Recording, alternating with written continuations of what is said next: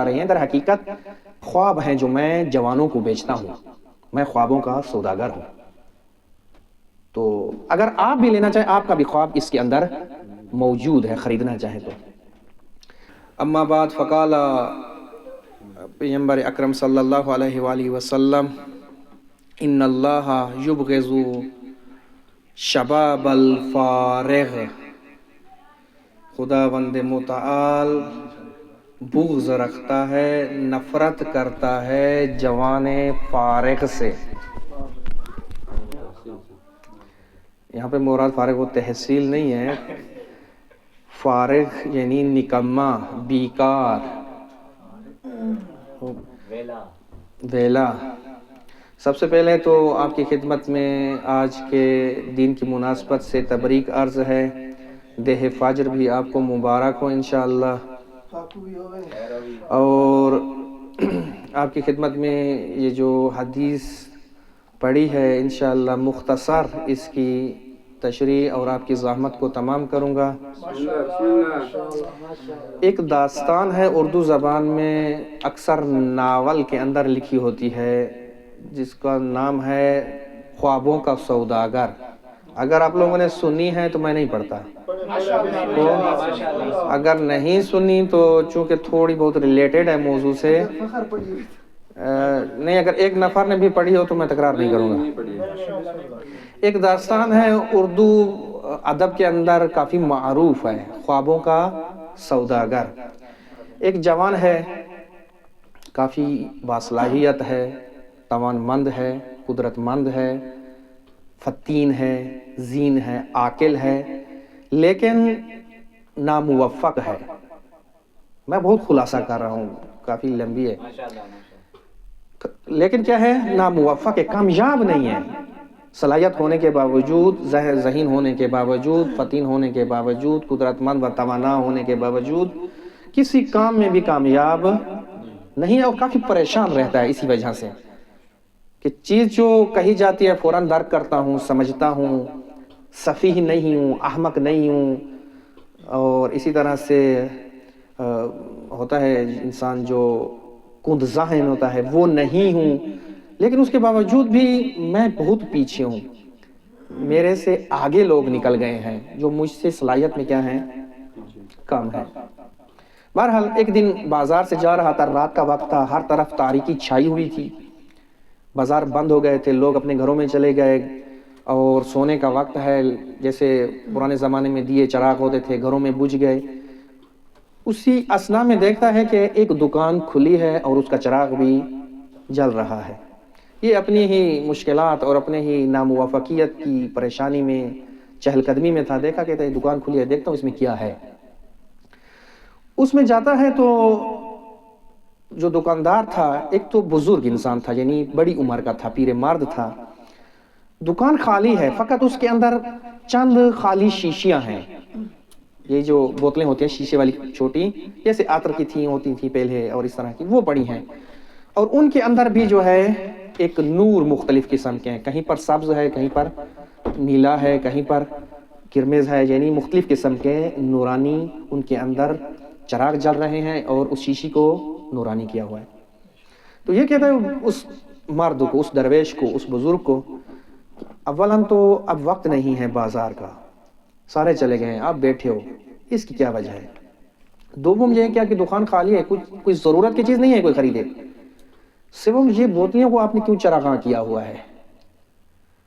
تو کہتا ہے کہ بزرگ انسان جو بیٹھا تھا کہتا ہے میں سب سے پہلے تو جو میرے مشتری ہیں وہ عادی انسان نہیں ہیں، میں ان کے لیے نہیں ہوں جو دن کو آتے ہیں، اور جو عوام جاگ رہی ہوتی ہے اور وہ اس وقت خریداری کرتے ہیں، وہ میرے نہیں ہیں مشتری، میرے کسٹمر نہیں ہیں، میرے گاہک نہیں ہیں، میرے گاہک وہ ہیں جو رات کی تاریکیوں میں آتے ہیں، جو حقیقت کی تلاش میں ہوتے ہیں۔ اور دوسرا یہ کہ ادھر کچھ نہیں ہے، یہ بھی آپ کو غلط فہمی ہے، وہ یہ کہ میرے پاس موجود ہے۔ کہتے کیا ہے؟ کہتے یہ جو شیشیاں دیکھ رہے ہو، آپ کو شیشیاں نظر آ رہی ہیں، در حقیقت یہ خواب ہیں جو میں جوانوں کو بیچتا ہوں، میں خوابوں کا سوداگر ہوں۔ تو اگر آپ بھی لینا چاہیں، آپ کا بھی خواب اس کے اندر موجود ہے، خریدنا چاہیں تو۔ تو یہ شخص پہلے تو یہ جوان ہنسا اور کہا کہ یہ عقل سے فارغ مجھے لگتا ہے، جیسے کہتے ہیں نا عقل سے پیدل ہے، چونکہ ذہین انسان تھا اور عقل کے ساتھ ہر چیز کو پرکھتا تھا، احساساتی اور عواطف اور ان کے گرد ہو کر نہیں سوچتا تھا کہ یہ کون سی بات ہوئی، اولاً تو خواب بکنے کی چیز نہیں ہے، ثانیاً خواب شیشوں کے اندر بند نہیں ہوتے، ثالثاً خواب لینے کے لیے کوئی تھوڑی آدھی رات کو آتا ہے۔ تو یہ کہتے ہیں جوان اگر آپ اس کو آزمانا چاہتے ہیں تو بسم اللہ آزما کے دیکھ لیں، میں بھی یہیں کا ہوں، آپ بھی یہیں کے ہو، آپ بھی ایک خرید لیں، اگر جواب نہ دیں پھر میں ادھر ہوں، جو آپ سرزنش کرنا چاہیں، یہ جو ابھی سرزنش کر رہے ہیں یہ بعد میں کریں تاکہ آپ کی بیجا ہو۔ تو یہ جوان کہتے ہیں آپ نے بات عقلی کی ہے کہ سرزنش قبل از آزمائش درست نہیں ہے، یا تو آپ توجہ سے سن رہے ہیں یا پھر آپ تھک گئے۔ بہرحال کہتا ہے کہ یہ جو آبی شیشی ہے، جو آبی نور والی، اس کے اندر آپ کا خواب ہے، آپ کی کامیابی ہے، آپ کی موافقیت ہے، لیکن اس کی قیمت آپ کو ادا کرنی پڑے گی۔ تو کہتا ہے کہ اس کی قیمت کیا ہے؟ کہتا ہے اس کی قیمت 3 شرطیں ہیں۔ پہلی شرط محنت ہے، دوسری شرط شجاعت و استقامت ہے، اور تیسری شرط قربانی ہے۔ اگر آپ نے ان 3 شرطوں پر عمل کیا پھر یہ میں آپ کو آپ کا خواب بیچوں گا، لیکن اگر آپ نے ان کے اوپر عمل نہ کیا تو آپ ایسا ہے کہ آپ قیمت نہیں دے رہے ہیں مجھے اس کی۔ تو یہ جوان کہتا ہے کہ مجھے تھوڑی توضیح دو ان شرائط کی۔ تو یہ بزرگ کہتے ہیں کہ مشکل نہیں ہے، محنت شرط ہے، یعنی سستی کو کنار پہ ذرا، سستی کو سائڈ پہ رکھ دو، آپ کی زندگی کے اندر سستی نہ ہو، کاہلی نہ ہو، ایسا نہ ہو کہ مثلا ایک بارش کا قطرہ گر پڑے اور فوراً انسان کہے کہ یار برف تو آ رہی ہے، اب کیا ہوگا برنامے کا، یا مطلب یہ ہے کہ مثال کے طور پر آج کوئی دوست موٹر سائیکل والا نہیں ملا تو کہے کہ یار سنیپ 7 تومان پہ آتی ہے پردیسان میں نہیں آ سکتا شہر، مثلا یہ سستی کو آپ جو ہے نا کیا ہے اس کو سائڈ پہ رکھ دیں، محنت یعنی سستی کو کنار رکھ دیں۔ خوب، دوسری شرط کیا تھی؟ شجاعت و استقامت۔ اس سے مراد انہوں نے کہا کہ یہ ہے، شجاعت سے مراد یہ ہے کہ جو بھی کام آپ کو صحیح لگتا ہے، آپ کی عقل قبول کرتی ہے، آپ کا ضمیر اس کو مانتا ہے، پھر اس کام کے اندر رسک لے لو، خوف کو اپنے سے دور کر دو، اصلاً خوف نہیں کرو، اس کو کرو۔ اور استقامت سے مراد یہ ہے پھر اگر اس کام کے اندر آپ کے اوپر لوگ باتیں کریں، آپ کے اوپر گلے و شکوے ہوں، پشت پہ جو ہے آپ کی باتیں ہوں، پھر آپ ان گلے و شکوے اور باتوں کے خوف سے اپنے کام سے پیچھے نہ ہٹ جائیں بلکہ ادھر ہی استقامت دکھائیں۔ یہ دوسری شرط ہے۔ اور تیسری شرط یہ ہے قربانی۔ یہ اس سے مراد یہ ہے کہ جو بھی آپ نے مقصد رکھا ہے اس مقصد کے لیے دوسروں کو قربانی نہ بناؤ، خود کو قربانی بناؤ۔ مقصد آپ کا ہے، قربانی بھی آپ ہی بنو، بہانے نہیں بناؤ اپنے مقصد تک پہنچنے کے لیے۔ قربانی کے مقابلے میں یعنی بہانے بنانا۔ ایک دفعہ انسان ایک مقصد کو مشخص ہے، معین ہے، جانا چاہتا ہے، کیونکہ آج روز جوان ہے اور آپ سارے جوان ہیں، میں اسی لیے اس بات کو تھوڑا کھولنا چاہوں گا۔ ایک دفعہ مقصد معین ہے، مشخص ہے، لیکن پہنچ بھی سکتا ہے، اس کے طرف انسان حرکت بھی کر سکتا ہے، لیکن بہانے اس کو جانے نہیں دیتے۔ کوئی مثلا میں ایک زیادہ باہر نہیں جاتا، اپنے ہی جان کی بات کرتا ہوں، ہم اکثر دوسروں کو قربانی کرنے کی چکر میں مثلا ہوتے ہیں، یعنی ذمہ داری کم سے کم میرے اوپر ہے، زیادہ سے زیادہ دوسروں کے اوپر ہے۔ جب کم سے کم میں لوں گا، اپنے لیے خود ہی بہانے ڈھونڈوں گا، بس میں خود بہانہ ڈھونڈ لیتا ہوں اپنے لیے۔ صبح اٹھا ہوں، برنامے پہ جانا ہے، نیند آ رہی ہے، شدید نیند آ رہی ہے، کہتا ہوں کہ یار کیا مشکل نہیں ہے، میسج کر دوں گا کہ طبیعت خراب تھی، کوئی میرے ساتھ تو کوئی نہیں ہے نا، درست ہے؟ یا کہہ دوں گا مثلا رات بچہ بیمار تھا، ساری رات جو ہے نہیں سویا، یا کہہ دوں گا کہ یار میں رات بہت کہیں گیا ہوا تھا، لیٹ آیا ہوں، یا کہہ دوں گا یار خانم کی طبیعت خراب تھی، یا کہہ دوں گا کہ مثلا جو ہے نا کوئی بھی، اور ہزار بہانہ ہے بھائی، ہزار بہانہ۔ آپ ایک دفعہ تھوڑا سا سوچو، آپ کو بہانے شروع ہو جائیں گے، آپ کو آنے آٹومیٹکلی، قربانی نہیں آئے گی، کوئی کہیں سے بھی آپ کے ذہن میں یہ نہیں آئے گا کہ یار آپ کی ذمہ داری ہے کہ آپ اس کو انجام دو، کیوں دوسرے، درست ہے؟ یہ بہت کام آئے گا، اس کے مقابل میں کیا آئے گا؟ بہانے، دڑا دڑ بہانے، دڑا دڑ. یہ میں صرف اب تشکل کی مثال ہے، حالانکہ ایسا نہیں ہے. اپنے گھریلو کاموں کے اندر بھی آپ دیکھیں کتنے بہانے آ سکتے ہیں. تعلیم کے اندر دیکھیں، مدرسے کے اندر دیکھیں، خوب تبلیغ کے اندر دیکھیں، باقی زندگی کے اندر دیکھیں، آپ کو کیٹو ملے گا بہانوں کا. اور یہ کیٹو انسان کو حرکت نہیں کرنے دیتا، ڈھیر کر دیتا ہے، تنبل کر دیتا ہے، سست کر دیتا ہے، کاہل کر دیتا ہے، بیکار کر دیتا ہے، اصلا کسی کام کا نہیں رہنے دیتا انسان کو. تو اس نے کہا کہ آپ کو ایک جو ہے قربانی کی شرط ہے، یہ بھی عمل کرنا پڑے گا، یعنی بہانوں کو اپنے سے دور کرنا پڑے گا. جو آپ نے کام کرنا ہے نہ باید بہانہ آپ کی راہ میں رکاوٹ بنے. یہ 3 شرطیں اگر آپ لینا چاہتے ہو، بسم اللہ. شرط یہ ہے، یہ جو 3 شرطیں بیان کی، یہ شیشی لے لو، اس کے اندر آپ کے خواب ہیں.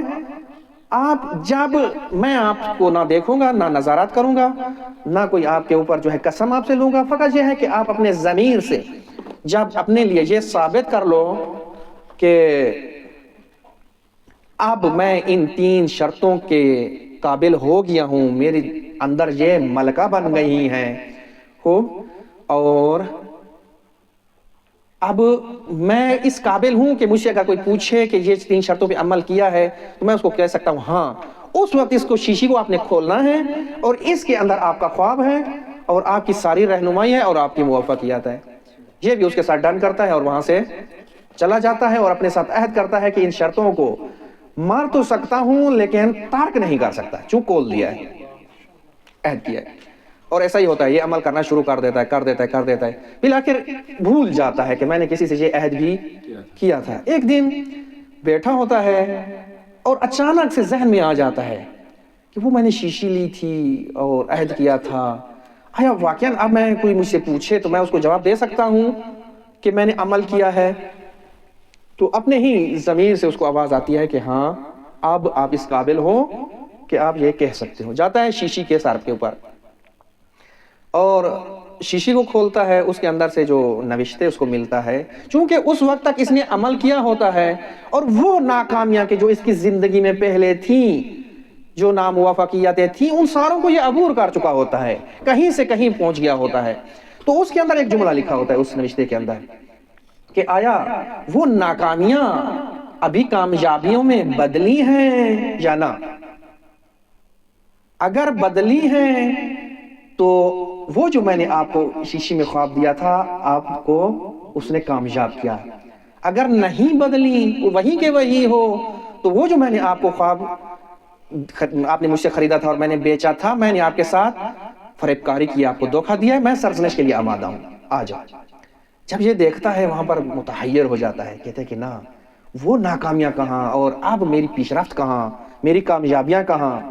خوب دوڑتا ہوا آتا ہے اس دکان کے اوپر، دیکھتا ہے دکان بند ہوتی ہے اور دکان میں کوئی نہیں. پوچھتا ہے یار یہ دکان، انہوں نے کہا کہ یہ تو سال ہر سال سے بند ہے، نہیں معلوم یہ کھلتی بھی ہے یا نہیں. تو بہرحال یہ اس کو معلوم ہو جاتا ہے کہ وہ خواب جو بیچ رہا تھا اور اس نے جو مجھے خواب بیچا اور اس خواب کی جو شرائط رکھی در حقیقت یہی میرا خواب تھا. ایک جوان اس وقت کامیاب ہو سکتا ہے، اس وقت اپنے خوابوں کو کہتے ہیں نا تابندہ و پائندہ کر سکتا ہے جب ان شرائط کے اوپر بھی عمل کرے. شرط عمل کیا تھی؟ محنت. کوئی بھی کام ہے اگر اس میں تلاش نہیں ہے، لکھنے کہیں نہیں جا سکتا انسان. آپ نے اپنی زندگی میں تجربہ کیا ہوگا، بندے نے بھی بعض اوقات کیا ہے، محنت ایسا کام ہے کہ بڑے بڑے کام بھی آپ سے کروا لیتی ہے، لیکن اگر نہ ہو، آپ جتنے بھی ذہین ہیں، جتنے بھی فتین ہیں، جتنا بھی آپ کہیں کہ فیلسوف ہیں، آپ کہیں بھی نہیں جا سکتے. اور دوسری چیز شجاعت و استقامت. ایک کثیر تعداد ناکام ہوئی ہے خوف کی وجہ سے، ڈرتی ہے میں سٹیج پہ آؤں گا کیا ہوگا، میں ٹی وی پہ آؤں گا کیا ہوگا، میں موبائل کے آگے آؤں گا کیا ہوگا، میں فلاں مدرسے میں مثلا مسابقے میں شرکت کروں گا کیا ہوگا. اب آپ ایک میں آپ کو عملی نمونہ دکھاتا ہوں، اس سے بارز نمونہ آپ کو نہیں ملے گا کہیں پر. تقریباً اس ٹائم حوزے کے اندر 30,000 طلاب خارجی ہیں. 30,000 سے زیادہ ہوں گے، کم نہیں ہے. خوب ان 30,000 کا آپ اگر موازنہ کریں، مقایسہ کریں، ان 30,000 میں شاید 1,000 معمم نکلے. باقی دکترہ نہیں پڑھ رہے، تعلیم یافتہ نہیں ہے، فاضل نہیں ہے، ان کو حدیثیں نہیں آتی، ان کو قرآن نہیں آتا. نہ، ممکن ہے ایک معمم سے ایک غیر معمم بہتر ہو، نماز شب بھی پڑھتا ہو، سارا کچھ، لیکن اس کے باوجود اپنے تشخص کو چھپایا ہوا ہے اس نے. کیوں چھپایا ہوا ہے؟ خوف، ڈر، بعض اوقات اپنوں کا ڈر. یار وہ سینئر ہے میرا علاقے کا طالب علم، وہ کہے گا کہ مثال کے طور پر اگر زین نے پہنا ہوا ہے سرگودے کے اتنے بڑے بڑے علماء بیٹھے ہیں، خوب پینٹ شرٹ میں ہیں ابھی تک، بکھر کے اسی طرح، جنگ کے اسی طرح، اچھا گلگت بلتستان کے ماشاءاللہ لا الہ الا اللہ بہت زیادہ صحیح، لا ماشاءاللہ، ہمارے ڈی خان ایسے، باقی علاقے ایسے. یہ کیا ہے؟ خوف ہے. خوف انسان کو مختلف جو چیز ہے اس کے اندر، جوان کی بڑی مصیبت خوف ہے، نابودی ہے جوان کے لیے. میں زیادہ نہیں جاؤں گا. اور تیسرا یہی بہانے. تو یہ 3 چیزیں جو بیان کی ہیں کلیدی ہیں، چابیاں ہیں، اور یہ ہیں جوان کے لیے جو جوان کو کہیں کہ اپنے مقصد تک پہنچاتی ہیں. میں یہ ایک داستان بیان کی ہے تاکہ اپنا موضوع بیان کروں آپ کو. ہر چیز کی ایک بہار ہوتی ہے، ہر چیز کی ایک بہار ہوتی ہے. بعضوں کی بہار تکرار ہوتی ہے، مثلا گھاس ہو گیا ہو، پودے، اور ان کی بہار ہر سال تکرار ہوتی ہے. اگر ایک سال میں ان سے وہ نہ ہو تو دوبارہ سال میں یہ رشد کر لیتے ہیں، یعنی کوئی کوتاہی ہوئی ہو، کوئی مسئلہ ہوا ہو. اسی طرح سے زمان کی بہار، جیسے ماہ مبارک رمضان میں قرآن کی بہار ہے، قرآن کی بہار بھی تکرار ہوتی ہے. بعض بہاریں ہیں کہ جو تکرار نہیں ہوتی، انواع کے لیے تکرار ہوتی ہے لیکن فرد کے لیے تکرار نہیں ہوتی. مثلا خود انسان، یہ جو انسان آیا ہے، زندگی اس کی جو ہے، اس کی جو عمر دی ہے، خداوند متعال نے اس تولد سے لے کر، پیدائش سے لے کر موت تک کا جو یہ ایک پیکیج ہے، اس پیکیج کے اندر ایک خاص مشخص نقطے کو بہار قرار دیا ہے. انسان کی عمر کا ایک خاص نقطہ، اور وہ کیا ہے؟ جوانی ہے. انسان کی عمر کا وہ حصہ جس کو جوانی کہا جاتا ہے، یہ انسان کی بہار ہے. خوب، عمر بہار نہیں ہے، عمر کا جوانی والا حصہ بہار ہے. نہ آپ کا بچپن بہار ہے، نہ آپ کی کودکی بہار ہے، نہ آپ کا بڑھاپا بہار ہے. خوب، یہ جو خاص مقطع ہے، یہ مقطع کیا ہے؟ بہار ہے. بہار کے وقت جتنی رشد جو کرنا چاہے وہ کر سکتا ہے. مقام معظم رہبری کے بقول چونکہ انقلاب کے ایام بھی ہیں، تو پہلے بھی شاید کہیں بیان ہوا ہے کہ انقلاب اور جوان یہ لازم و ملزوم ہے. انقلاب بدون جوان برپا نمیشه، خوب، اور جوان بدون انقلاب کسی کام کا نہیں ہے. جوان کے انقلاب اس کی زندگی میں نہیں ہے، اس کے معاشرے میں نہیں ہے، وہ معاشرے کے اندر انقلاب پیدا نہیں کرتا، اپنی زندگی کے اندر پیدا نہیں کرتا، اپنے علاقے میں، اپنے ملک میں، اپنے اجتماع میں پیدا نہیں کرتا. وہ جوان نہیں ہے. جوان انقلابی، انقلاب جوان، یہ دونوں چیزیں ہیں. آپ تاریخ میں جتنے بھی انقلاب دیکھیں گے یہ چیز آپ کو ملے گی. جوان وہ ہے، وہ میوہ ہے، وہ پکا ہوا میوہ ہے کہ جب زمین پر گرتا ہے تو اس زمین کو مدینہ فاضلہ بنا دیتا ہے. آپ انقلاب نبوی میں دیکھیں، آپ کو ہزاروں مثالیں ایسے جوانوں کی ملیں گی. خود رسول اکرم صلی اللہ علیہ وآلہ وسلم خوب جوانی کے اندر سے ہی یہ انقلاب اپنے سے لے کر باہر تک منتقل شروع کر دیا تھا. تو یہ جوانی ہے کہ جو ایک اور نقطہ اسی سے ریلیٹڈ، یہ بھی شاید میں نے آثار مقام معظم رہبری میں ہی پڑھا تھا. یہ جو بہار ہے انسان کی، یہ جو جوانی ہے، اس جوانی کی حفاظت کون کرے گا؟ کون ہوگا محافظ اس کا؟ کون اس کو صحیح مقام پر سرمایہ کے طور پر جو ہے لگائے گا؟ اس کی کون محافظت کرے گا؟ اس کا کون سرباز ہوگا؟ اس کا کون نگہبان ہوگا؟ تو وہاں پر بھی یہی بیان فرمایا کہ جوانی کو بچانے والا بھی خود جوان ہے. اگر جوان اس جوانی کا خیال نہ رکھے، اس کی حفاظت نہ کرے، اس کو نہ بچائے، کوئی اور آ کے اس کی جوانی کو بچانے والا نہیں ہے. جوان خود اپنی حفاظت کرے گا. اور وہاں پر بعین ہی جملے میں وہی تکرار کروں گا جو میں نے پڑھے تھے، وہ یہ تھے کہ اور متاسفانہ یہی جوان ہی ہے جو اپنی جوانی کو برباد کرتا ہے اور کم ترین قیمت کے اوپر اپنی جوانی کو بیچتا ہے، کم ترین بہا کے بدلے میں اپنی جوانی کو دیتا ہے، اور اس کی ارزش انسان کے ہاتھ میں نہیں ہوتی. کہتے ہیں گزار دے اپنی جوانی کو نیک راہوں میں، گزار دے اپنی جوانی کو نیک راہوں میں، یہی ہے مرد خدا کے عروج کی ساعتیں. مرد خدا جب عروج کرتے ہیں انہی ثانیوں میں، انہی ساعتوں میں کرتے ہیں، اس کے علاوہ نہیں کر سکتے. آپ قاسم سلیمانی کو دیکھو، قاسم سلیمانی 73 سال کی عمر میں نہیں بنے سلیمانی. قاسم سلیمانی کی آپ نے وہ اگر کتاب پڑھی ہو کہ من از ہیچی نہ ترسیدام، اس میں سارا انہوں نے لکھا ہے کہ یہ کرن مجھ میں کب جاگی 13 سال کی عمر میں، یہ چنگاری کب بھڑکی. یہ جملہ جو ان کی کتاب کا ٹائٹل ہے از ہیچی نہ ترسیدم، یہ تقریباً 13 سے 18 سال کی عمر کے درمیان کا ہے. تو آپ دیکھیں قاسم سلیمانی 13 سالہ نہ 73 سالہ. اس 73 سالہ کی جڑ میں قاسم سلیمانی 13 سالہ موجود ہے. اگر وہ 13 سالہ نابود نہ ہوتے آج 73 سالہ نہ ہوتا. کہ آج سید حسن نصر اللہ ان کے عمر مجھے نہیں ہے ابھی ذہن میں کتنی ہے، 63 سال ہے. خوب، قاسم سلیمانی بھی 63 سالے ہیں.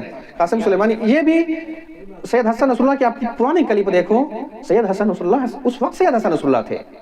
آپ خود جو ہے اماد مغنیہ کو دیکھیں، جہاد مغنیہ کو دیکھیں، یہ سارے جوانی کے. سنوار کو دیکھیں، اردوگاہ میں پیدا ہوا، اردوگاہ میں سنوار بنا،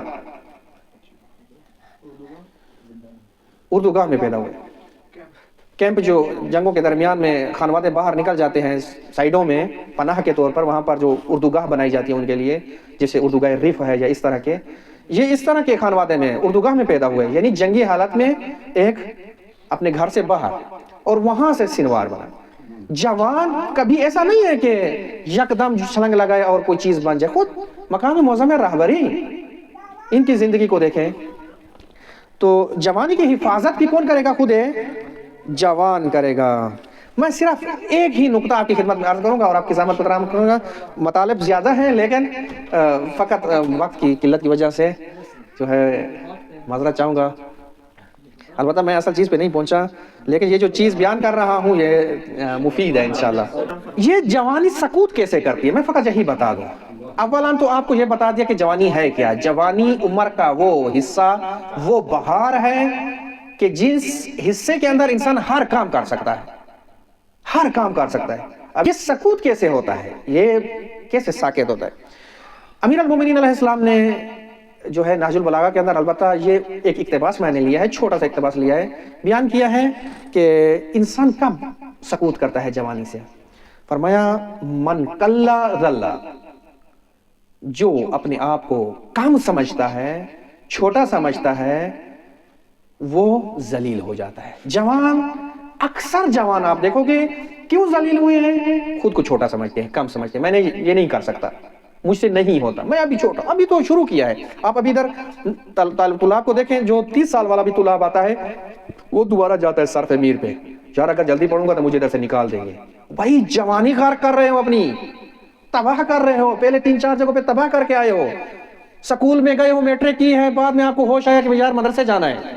خوب، بعد مدرسے میں گئے ہوں، بعد میں اس مدرسے میں آپ کو ہوش آیا کہ نہ یہ تو صحیح نہیں ہے، جاتا ہوں اسلام آباد کوثر میں مثلا، یا جاتا ہوں بیست میں یا عروہ میں. خوب، بعد ادھر پہنچے، ادھر 5-6 سال آپ نے لگا دیے، آپ کو ہوش آیا کہ نہیں مجھے تو ایران جانا ہے، اور پھر ایران خان میں آ کر پھر کہتا ہے مجھے تو سر پہ میر پڑھنی ہے. خوب، بھائی یہ کیا کر رہے ہو اپنے ساتھ؟ پھر کہتے ہیں کہ ابھی تو چھوٹے ہیں، مسئلہ نہیں ہے، ابھی کیا بوڑھے تھوڑی ہیں. امیر المومنین علیہ السلام فرما رہے ہیں نا من کلا ذلا، جب آپ نے اپنے آپ کو کم سمجھ لیا بس سمجھو ذلیل ہو گئے، سمجھو ختم ہو گئے. کتنے ختم ہوئے اسی وجہ سے. کتنے ہیں کہ اپنے آپ کو کہتے ہیں کہ ہم ابھی چھوٹے ہیں، ہم تو کچھ کر نہیں سکتے، ابھی تو بڑے بڑے بزرگان بیٹھے ہیں، ان کی ذمہ داریاں ہیں، فلاں ہیں فلاں ہیں. کہا کہ یہ جو آج آپ شخصیات بزرگان دیکھ رہے ہو، یہ آپ کی سال میں، آپ کی عمر میں ایسے نہیں تھے تو بزرگان بڑے ہیں. آج اگر کچھ ہیں تو آپ کی عمر میں قطعاً ایسے نہیں تھے، یہ مطمئن رہو. یہ اس طرح نہیں تھے کہ مثلا انہوں نے سوچا ہو کہ ہم نے تو کم میں رہنا ہے اور بیٹھنا ہے اور کھانا ہے پینا ہے اور بس رہنا ہے اور صرف میر کو 10 دفعہ پڑھنا ہے. انہوں نے نہیں سوچا تھا. میں جو چاند پڑھی لکھی شخصیات پاکستانی جانتا ہوں وہ کم از کم ایسے نہیں تھے. البتہ ہیں انگوش شمار، لیکن وہ اس طرح نہیں تھے. ایک سکوت کا عامل جوانی کا یہی ہے کہ یہ آپ کو 90% میں یہ آپ کو نظر آئے گا. جو اپنے آپ کو چھوٹا، کم اور لاچار، بیچارے سمجھتا ہے کہ میں کچھ نہیں کر سکتا، میں ابھی چھوٹا ہوں، اور یہ اس کی جوانی کو یہ چیز نابود کر رہی ہے. آپ بہت کچھ کر سکتے ہو، در حقیقت آپ ہی ہو کہ جو کر سکتے ہو. وہ بوڑھا کچھ نہیں کر سکتا، اپنے بستر سے نہیں اتر سکتا، چارپائی سے نہیں آ سکتا نیچے، اگر 2 گھنٹے مطالعہ کرے تیسرے گھنٹے میں جو ہے وہ اپنی کرسی سے نہیں اٹھ سکتا، وہ کیا کرے گا؟ آپ جو کچھ کر سکتے ہو اگر کرنا ہے تو. اور ایک اس کے خلاف ہے، ایک اس کے خلاف ہے، یہ بھی خود امیر المومنین علیہ السلام نے بیان فرمائی ہے، خود بزرگی ستائش، میں ہوں بس میں ہوں، کرنا کچھ نہیں ہے بس میں جوانی میں اس کی میں ہی ختم نہیں ہوتی. 3 دفعہ شیشے کے سامنے جائے گا، کنگھیاں لگائے گا، کپڑے چینج کرے گا، لوگوں کے سامنے جو ہے سیلفیاں بنائے گا، پتہ نہیں کیا کیا کرے گا، اور اسی میں میں ختم ہی نہیں ہوتی، گھر سے لے کے مدرسے سے لے کے ہر جگہ پہ میں. مولا امیر علیہ السلام اس کے بارے میں بہت خوبصورت جملہ ہے، فرماتے ہیں وما انت فاضل والمفضول، آپ کو کیا ہے کہ آپ فاضل ہوں یا مفضول ہوں، اصلا آپ کا کیا لینا دینا اس چیز سے؟ ایک جوان کو مخاطب، آپ کا کیا رابط ہے اس چیز کے کہ آپ اس سے برتر ہو یا آپ اس سے برتر نہیں ہو. اور اس کے بعد ایک تعبیر خوبصورت ہے، البتہ وہ عربی میرے پاس مجھے نہیں ملی، وہ یہ ہے کہ یہ خصوصیت جس جوان میں ہے، یا اپنے آپ کو برتر کر رہا ہے صبح شام دوسروں سے، اپنی جوانی کو حرام کر رہا ہے، یا وہ کہ جو اپنے آپ کو کوچی کر رہا ہے، چھوٹے کرنے میں لگا ہے، امیر المومنین صلی اللہ علیہ وسلم فرماتے ہیں کہ یہ ایسے ہے جیسے کوئی ٹھنڈے لوہے کو پیٹ رہا ہو. ٹھنڈے لوہے کو پیٹ رہا ہو یعنی آپ ٹھنڈے لوہے کو جتنا بھی پیٹے اسے کچھ نہیں بنا سکتے. آپ اگر آپ کچھ بنانا چاہتے ہیں لوہے سے، پہلے لوہے کو داغ کریں، کرمز کریں، گرم کریں، پھر اس کو پیٹو گے، جدھر موڑو گے وہ مڑتا جائے گا. یہ جو آپ کہہ رہے ہیں کہ میں ہوں برتر ہوں، کیا کہو کہ میں کچھ نہیں ہوں، چھوٹا ہوں، کم ہوں، یہ ایسے ہے جیسے آپ لوہے کو پیٹ رہے ہیں اور وہ بھی ٹھنڈا، کیونکہ اس سے تو آپ کو کچھ ملنے والا نہیں. اچھا رب ادھر ہے، آپ فاضل ہوں یا مفضول ہوں. اور ساتھ ہی دوسرا فرمایا کہ یہ ایسے ہی ہے جیسے کوئی پانی کے اندر گربال مار رہا ہو. آپ کے ہاتھ میں گربال دیا جائے اور آپ پانی میں گربال کریں پانی کو، بھائی پانی کی تو گربال میں نہیں آنے والی چیز. خوب جی گربال یعنی چھانی یا چھانا، خوب نہیں، وہ اور مثال ہے، وہ مکھن نکالنے کے لیے ہوتی ہے، مندانی لگانا، جھگنا لگانا. گربال لگایا جاتا ہے ایسی چیز میں جس میں آپ کھوٹے اور کھرے کو جدا کرنا چاہتے ہیں. کچھ چیزیں ہیں، مثلا گندم ہے، گندم کے اندر جو بھی ہے، جودرا بھی ہے، اور بھی کچھ ہے، آپ اس میں جو ہے گربال لگائیں گے تاکہ گندم جدا ہو جائے، یہ جڑی بوٹیاں کیا ہو جائیں، جدا ہو جائے گی. یہاں تو معنی رکھتا ہے یہ گربال لگانا آپ کا، آپ جب گندم میں لگا رہے ہیں. لیکن اگر اسی کو آپ جائیں پانی میں گربال لگانا شروع کر دیں تو اس وقت کوئی فائدہ نہیں ہے. بس دوسری کہیں کہ جو چیز ہے، یا کہیں کہ عامل ہے یا سبب ہے جو جوانی کو ساکت کر دیتا ہے، وہ خود بزرگی ہے، خود نمائی ہے. تیسری چیز، اور آپ کی زحمت تمام، وہ یہ ہے شبہے. بیشتر جوانی کو جو خراب کرتے ہیں وہ شبہے ہیں، شبہات ہیں. بعض اوقات اپنوں کی طرف سے ہوتے ہیں، بعض اوقات غیروں کی طرف سے ہوتے ہیں. یہ شبہوں سے بھی اپنے آپ کو جو جوان محفوظ رکھتا ہے، کہیں کہ جس نے بہت بڑا جہاد کیا ہے، بہت بڑا جہاد کیا ہے. شبہے انسان کو نابود کرتے ہیں. شبہے کی خصوصیت یہی ہے کہ چونکہ شبہے کہتے ہیں کہ ایک صفت حق ہے، سمجھیں گے، یا کہیں کہ بہت نزدیک ہے حق کے، اصلاً خود کو بٹھا دیتا ہے حق کی جگہ پر کہ میں ہوں حق. شبہ شباہت رکھتا ہے حق کے ساتھ، اسی لیے شبہ کہتے ہیں نا، حق کے ساتھ اس کو شباہت ہے. اگر شباہت نہ ہوتی تو کوئی اس کے نزدیک بھی نہ جاتا. بیشتر شبہ کی طرف کیوں جاتے ہیں؟ کیونکہ اسے حق سمجھتے ہیں اور یہی اس کو برباد کر دیتے ہیں. مختلف شبہ جوانوں کے ذہنوں میں ڈالے جاتے ہیں، جیسے کہ آج کل فضائے مجازی پر سوشل میڈیا کے اوپر ہیں، اور یہ شبہ کئی لاکھوں جوانوں کو نابود کر گئے ہیں. اپنے کہیں کہ شکم میں ان شبہوں نے ڈال دیا ہے. یہ بھی ایک جوان کے لیے لازم و ضروری ہے کہ وہ اپنے آپ کو شبہات سے محفوظ رکھے، شبہات کے نزدیک نہ جانے دے، بلکہ محکمات اپنے پاس رکھے. قرآن کریم میں محکمات و متشابہات دونوں ہیں. بس انسان جوان محکمات کو اپنے پاس رکھے اور انہی محکمات کی اساس کے اوپر اپنی زندگی گزارے، شبہات کی طرف توجہ نہ کرے. میں ایک نے روایت پڑھی امام صادق علیہ السلام سے اس متعلق، بہت خوبصورت ہے اور واقعاً شبہ کی ارزش کو بیان کرتی ہے. اس میں امام علیہ السلام فرماتے ہیں کہ اگر آپ کو 2 چیزوں کے اندر اختیار دیا جائے، ایک طرف سے ایک مسلمان ہے جو کافر کے ہاتھوں اسیر ہے، اس کو آزاد کرنا ہے، اور دوسری طرف سے یہ ہے کہ ایک شبہ کا جواب دینا ہے، تو میں آپ کو یہ کہوں گا کہ آپ بجائے یہ کہ اس مسلمان کو کافر کے ہاتھ سے جدا کرو، بلکہ شبہ کا جواب دو. پھر علت بھی بیان کی کہ کیونکہ اگر وہ مسلمان کافر کے ہاتھوں مارا بھی جاتا ہے تو شہید و پیروز ہے، کامیاب ہے. لیکن یہ شبہ کا اگر آپ نے جواب نہ دیا اور یہ شبہ جا کے افراد کو ملحق ہو گیا، اس کا جبران آپ نہیں کر سکتے۔ یہ دو چیزیں بیان کرتا ہے یہ حدیث، ایک تو خود کو شبہات سے محفوظ کریں، دوسرا یہ ذمہ داری طلاب کے اوپر اس دور میں کہ جب شبہات کی کارخانے ہیں، فیکٹریاں ہیں، اور آسانی سے گزر جاتا ہے ان شبہات کے ساتھ سے انسان، بہت ہی آسانی سے، کہ میں اکیلا تھوڑی ہوں ہے کہ واجب کفائی ہے، اتنے بیٹھے ہیں وہ کریں۔ امام صادق علیہ السلام فرما رہے ہیں نا، اگر آپ نے دیکھا کہ آپ کا مسلمان بھائی، آپ کا مومن بھائی کافر کے ہاتھ اسیر ہو گیا ہے اور آپ اس کو آزاد کرا سکتے، اس کو چھوڑ دو، پہلے جاؤ شبہ کی تلاش میں، کیونکہ یہ بہت نقصان دے گا۔ اور حضرت علی اکبر علیہ السلام، یہ جو آپ کو جوانی کی خصوصیات بیان کی ہیں، یہ خصوصیات، یہ کلید واژے، یہ بہاریں، یہ ساری چیزیں حضرت علی اکبر علیہ السلام کے سامنے ناچیز ہیں، شرمندہ ہیں، کیونکہ علی اکبر علیہ السلام وہ جوان تھے کہ جنہوں نے اپنے ہر زمانے کے اندر ان بہاروں سے بھی اوپر تھے، خود بہار تھے۔ حضرت علی اکبر علیہ السلام خود بہار تھے، اور اپنی زندگی کے اندر جیسے دوست بیان کر رہے تھے کہ 3 ادوار ہیں، امام علی علیہ السلام کا، امام حسن علیہ السلام کا، اور خود امام حسین علیہ السلام کا۔ یہ تینوں ادوار میں ایسا جوان آپ کو نہیں ملے گا۔ پہلے دور کے اندر راوی اپنے جد سے روایتیں لیتے ہیں اور نقل کرتے ہیں، جبکہ عمر بہت کم ہے۔ دوسرے دور میں تمام ان عمومی فتنوں کے باوجود اپنے چچا کے شانہ بشانہ رہتے ہیں، اور وہ شبہ اور وہ فتنے حضرت علی اکبر علیہ السلام پر صفر برابر بھی اثر نہیں کر سکے۔ اور تیسرے دور میں جس طرح حضرت علی اکبر علیہ السلام ان فتنوں کے مقابلے میں آئے ہیں، کربلا کے اندر شاید کوئی آیا ہوگا۔ اور اس سے بڑھ کے شاید آپ نے تاریخ میں ایک نقطہ یہ اس کی طرف توجہ کی ہے یا نہیں کی، حضرت علی اکبر علیہ السلام نے خود مدینہ سے لے کر مکہ اور مکہ سے لے کر کربلا تک ان تمام شبہات کا جواب دیا ہے کہ جو عمومی شبہات، جزیری شبہات تھے، جو بھی ملتا تھا، جس سے بھی ملاقات ہوتی تھی، اتنا واضح و روشن اپنا موقف بیان کرتے تھے کہ آگے والا ان تمام شبہات سے باہر آ جاتا تھا۔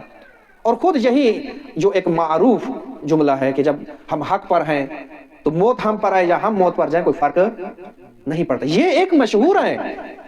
درحالی کہ آپ کو ایسے ہزاروں ملیں گے جملات حضرت علی اکبر علیہ السلام جو واضح کہیں کہ سورج کی طرح چمکتے ہیں، کہ جو شبہات سے و انحراف سے امت کو نجات دلا رہے ہیں۔ یہ ہے حضرت علی اکبر علیہ السلام۔ اور آج روز جوان ہے، روز حضرت علی اکبر علیہ السلام ہے، اور ہم خداوند متعال سے یہ دعا کریں گے کہ خداوند متعال ہمیں اس شخصیت کو بطور اسوہ لینے کی توفیق عطا کرے، نہ فقط زبانی کہ ہم 1400 سال سے اسوہ کہہ رہے ہیں، اسوہ جوانان حضرت علی اکبر، حضرت علی اکبر، بلکہ نہ واقعاً اس کے اوپر دقت کرنے کی ضرورت ہے، اور خدا ہمیں یہ توفیق دے کہ ہم اس قابل ہوں کہ ہم حضرت علی اکبر علیہ السلام کو اپنا اسوہ بنا سکیں، اور ان کے جو ہے سیرت کے اوپر ہمیں چلنے کی توفیق عطا فرمائے۔ صلوات پڑھیں محمد والے محمد۔